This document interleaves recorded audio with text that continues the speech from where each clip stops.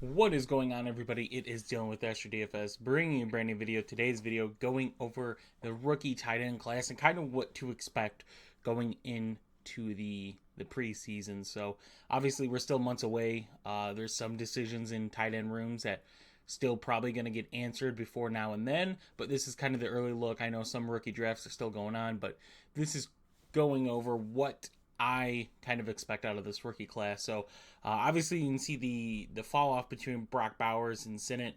Sinnott usually second, third round guy. Sanders same thing.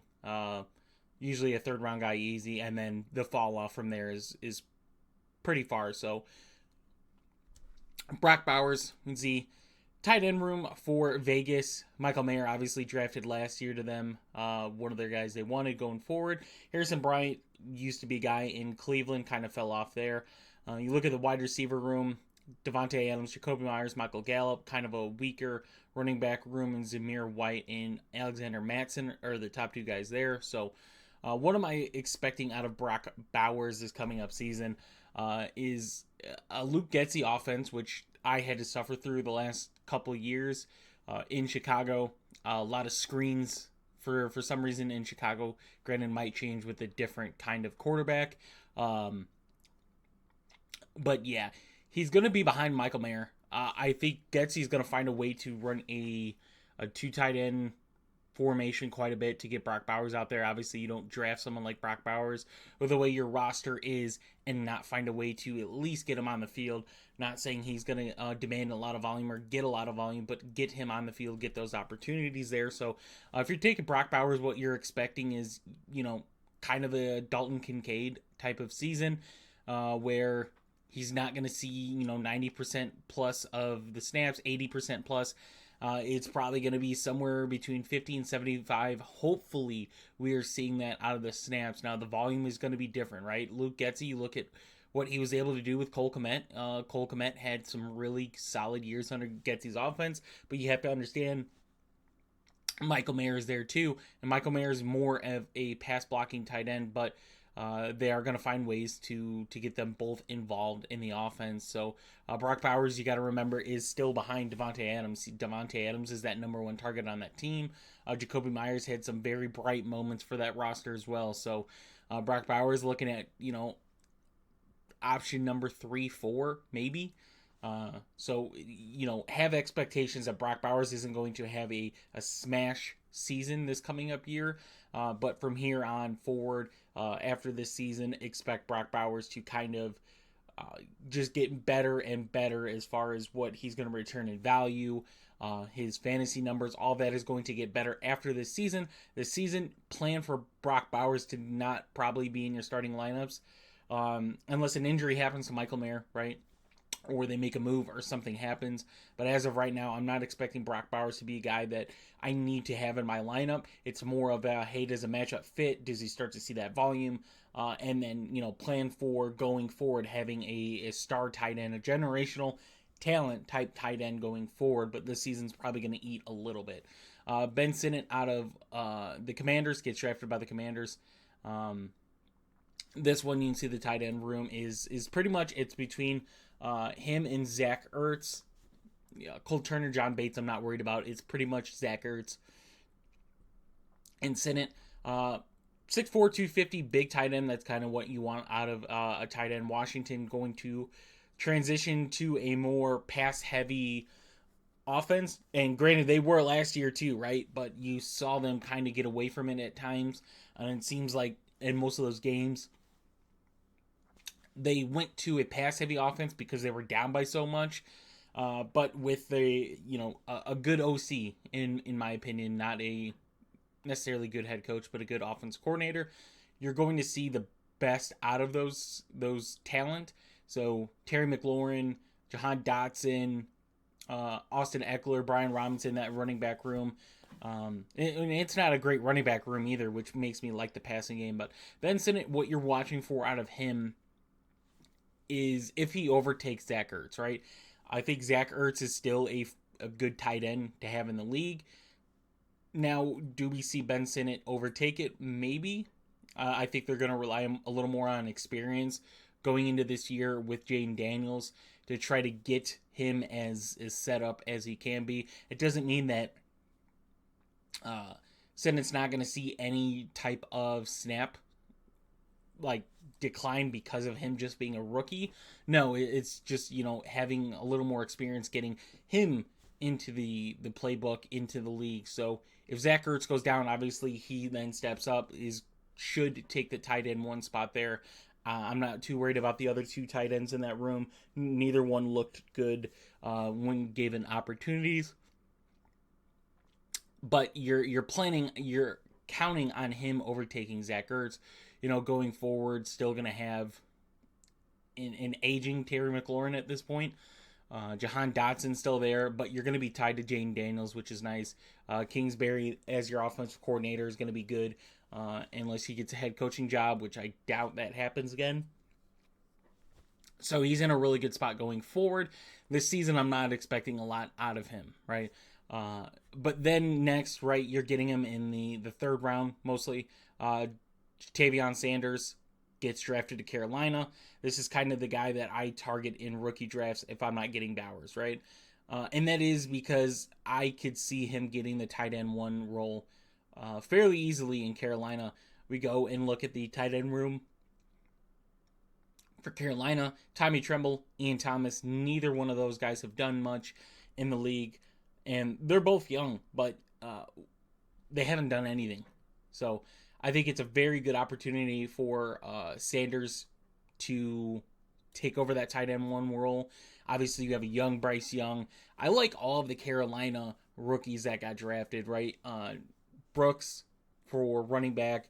Leggett, I like Jalen Cocker out of, Holy Christian University or something like that? Holy Christ. Sorry, I'm going to botch that, but he's an undrafted. They signed him. Love him. Jatavion Sanders here. So those guys I love. I love this young Carolina group that's going to come in and has the opportunity to really impact Bryce Young and really impact that Carolina future as they can somehow find a way to get some cap. They're bringing in young talent to try to develop and hit a rebuild and build their defense up, which I think for the most part they've done good for what they've had, and they've tried to improve Bryce Young as much as they can, right? That's what you want. Last year for Bryce Young was a throwaway year, essentially. That's all it was. You didn't learn much because you had Adam Thielen, a very inexperienced wide receiver group, really no help with the running back room, bad play calling. So this year they made upgrades, right? Better offensive line, way better offensive line. Add in Deontay Johnson in the wide receiver room. Obviously draft Brooks to help that running back room. Trade up to get Leggett, out of South Carolina. Like, they brought in guys, and then Sanders, right? They brought in guys to try to evaluate what they're getting out of Bryce Young, right? They're not gonna just spend what they spent to get Bryce Young and not put talent around him. They're not gonna do what the Bears did to Fields. It's not happening. So yeah, Jatavion Sanders in the third round of drafts. I love him. My expectations out of him, right, is to compete for that tight end one spot. If he gets it, you're looking at a tight end you can be your tight end too, right? I wouldn't expect him to put up the greatest fantasy numbers this season, but having a starting tight end, especially at his age of 21, 6'4", big tight end there. Yeah, I like the landing spot. I like the opportunity of him being easily able to take over that tight end one spot in Carolina. So Sanders is one of the guys that I really like. Theo Johnson, this one is going to be interesting for me. If Darren Waller stays this season, I don't have a lot of interest in Theo Johnson. He's probably going to be a taxi squad guy if I end up getting him. Because if Waller's there, he's behind Waller and Bellinger. The quarterback play is not good. I really hope they go with Drew Lock over Daniel Jones, and that offense can make it better. The pass catchers in New York, the wide receivers, I think are great, right? Malik Neighbors, Wan'Dale Robinson, Jalen Hyatt. Those guys could really be a threat. They just need a quarterback to throw them the ball. So Theo Johnson, I need Darren Waller to leave to have interest in developing Theo Johnson on my rosters, right? If not, he's a taxi squad guy, and we see what happens there, right? If Darren Waller's gone, now you look at him competing with Daniel Bellinger for the tight end one role, which I think could be a serious competition for Theo Johnson. I think he could take it. Daniel Bellinger had some opportunities, but really did make the best out of it. But granted, I'm also going to throw that away by saying Daniel Jones was the quarterback there. So Theo Johnson, I need Darren Waller to leave for me to be interested in him. And then we get a lot of guys that are just going to be taxi squad guys no matter what, right? You're getting these guys to throw on your taxi, hope something happens in their favor, and we move forward. So Eric All out getting drafted to Cincinnati. This one, where you look at the tight end room here, Mike Gesicki, Tanner Hudson, Drew Sample, 23, 6'5", one of the bigger tight ends out of the guys up here so far. You're not expecting anything out of him this season, right? He is a going after this season or some injuries happen. But as of right now, he is a taxi squad guy. I could see him, potentially dressing some games this season. But I would expect him to just be a practice squad guy this season and then evaluate going forward, right? Mike Gesicki is not a guy I look at a threat. Neither is the other two, but they have the experience on them.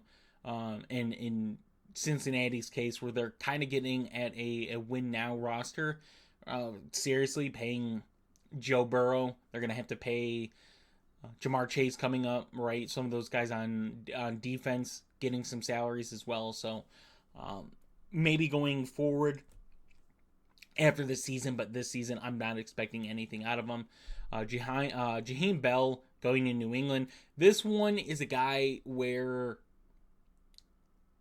you need something to happen with Hunter Henry, Austin Hooper. Hunter Henry, yes, he's the tight end one there. I'm okay with that. I'm solidifying that. Austin Hooper is a little different, though. His career, you go and look at Austin Hooper's career, and it's just kind of all over the place. When he was in Atlanta, right before going to Cleveland and then getting to Cleveland, and you get Njoku, Austin Hooper, Harrison Bryant, that tight end room. It's been really on the downward spiral. Last season in Vegas just was bad. So I still see Austin Hooper as a tight end 2 there.